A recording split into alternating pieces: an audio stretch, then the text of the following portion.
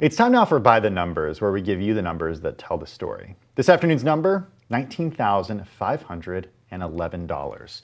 For more than 3 years, that was a record high for Bitcoin, until this morning, when Bitcoin rose more than 7% to reach a new all-time high. The big questions, though, they remain. How long will this last? Is there higher to go? Is this just a midway point on its way to a continued rise? Or is this the top of Bitcoin? After all, the last record was followed by a steep fall in the price of Bitcoin.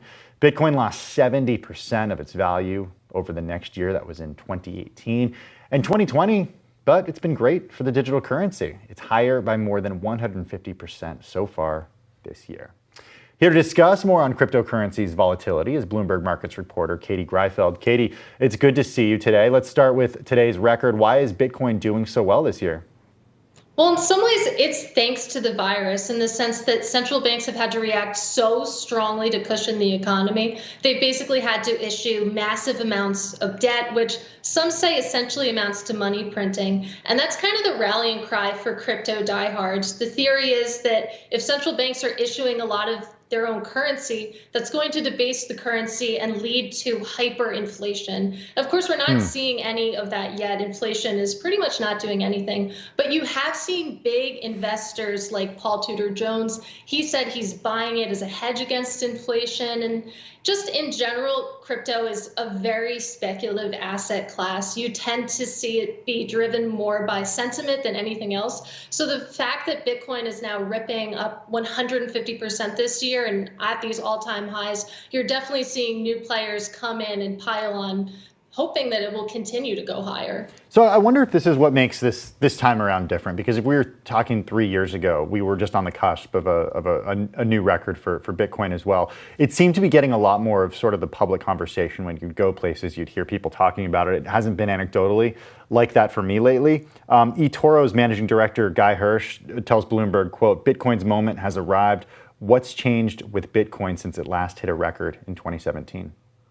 You're definitely right in that people are just, it feels like they're talking about it less. I know that we were all virtual for Thanksgiving, but it definitely wasn't a topic du jour of conversation. But 3 years ago, it was still new. It was really the cutting edge. This time around, Wall Street is a little bit more comfortable with it. And you are seeing big institutional players with a lot of money behind them come into the space. I'm thinking about PayPal. It's saying that it's going to allow its customers to buy and sell and hold Bitcoin. You're seeing investors like Ray Dalio, like Paul Tudor Jones, like I mentioned, they're talking about it. And just on Friday, you saw Guggenheim Partners file to sort of reserve the right, they're not doing it yet, but to reserve the right to invest in the Grayscale Bitcoin Trust. So they're also looking at this and saying, we want to reserve the right to have exposure to this asset class. So what does it mean that institutions are now taking part in Bitcoin? Does that say anything about Bitcoin's future and the way that it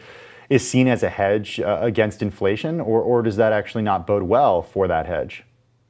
It's definitely a double-edged sword. Right now, I would say it's helping. The hope is that as you see these big players come in, that will open up the floodgates and sort of spread exposure to a broader base than that was involved 3 years ago. So that's definitely helping propel this rally, and it will probably continue to help for the next few months and years. But as you progress further down that timeline and look 10 years out, you definitely have central banks and private companies watching this development, watching crypto take off as an asset class, and wondering how to interact with that. We heard from Bank of England governor, former governor now, Mark Carney. He said last year that central banks should work together to develop their own digital currency. And you've heard ex-Fed officials say that the central bank community should stay in charge of the currency system. And then you have private companies like Facebook trying to develop Libra, their own coins. So eventually that could take a bite out of Bitcoin's market share. But for right now, the fact that you are seeing more people get involved is definitely helping push the price higher. There's this incredible stat in our colleague Vildana Heinrich's recent article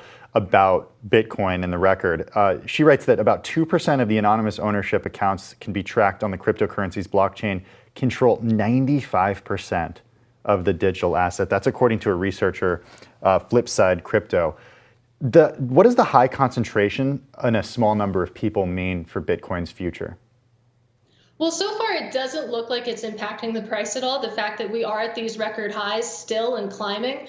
But it is interesting to see just how big the whales in the crypto world are. They do exist in other assets as well, just these big investors that hold so much of an asset class, but it is particularly pronounced in crypto. And it does mean that they can move the price around a lot. The fact when they buy or sell, that can impact prices, especially if other players in the market hear about it before that happens and try to get ahead of that trade. And that's one of the things that's working against Bitcoin being regarded as a store of value. It has a very high volatility.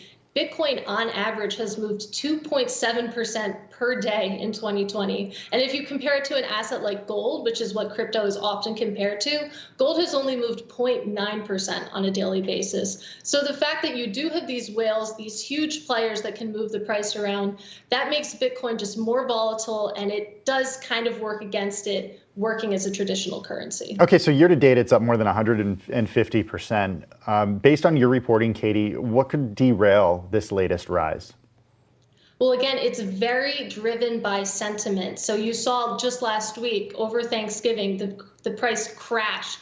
And now this morning, it's at a record high. So it remains to be seen. You could see, another rush to havens. Perhaps gold will get a bid. That could maybe derail the Bitcoin high, but some are trying to make the case that Bitcoin is a haven asset. So it remains to be seen. And you are saying some people say that just given how big of a run it's had, get that it is at a record high, it may be due for a period of consolidation, maybe around 22,000. That's a number thrown out by Matt Maley and Miller Tabak, just because it's rallied so much. Wow, year to date, over 168%. Bloomberg's Katie Greifeld, thanks for your time on this Monday afternoon. We appreciate it.